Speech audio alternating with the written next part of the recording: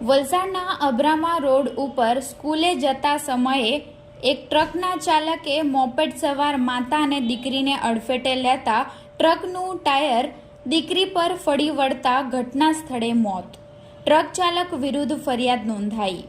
તારીખ 10 જૂન મંગળવારના 5:20 કલાકે નોંધાયેલી ફરિયાદ મુજબ વલસાડના અબ્રામા વિસ્તારમાં આજે કરુણ અકસ્માત સર્જાયો.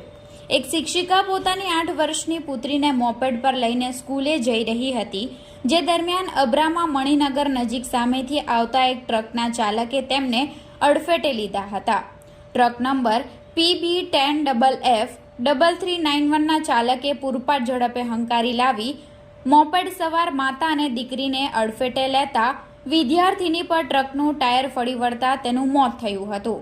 આ સમગ્ર ઘટના નજીકમાં લાગેલા સીસીટીવી કેમેરામાં કેદ થઈ હતી. શિક્ષિકા પોતાની 8 વર્ષીય દીકરીને લઈ મોપેડ પર લઈને સ્કૂલે જઈ રહી હતી, જે દરમિયાન અબ્રામા મણિનગર નજીક સામેથી આવતા આ ટ્રકે મોપેડને અડફેટે લીધું હતું. અકસ્માતમાં માતા પુત્રી બંને રસ્તા પર પટકાયા હતા, જેમાં બાળકી પર ટ્રકનું ટાયર ફળી વળતા તેનું ઘટના સ્થળે જ મોત થયું હતું. ઘટના બનતા આસપાસના લોકો દોડી આવ્યા હતા અને ઘટનાની જાણ પોલીસને કરવામાં આવી હતી. ટ્રક ચાલક ઘટના સ્થળે ટ્રક મૂકી ફરાર થઈ ગયો હતો. તેમના પરિવારે ટ્રક ચાલક સામે ફરિયાદ દાખલ કરી છે.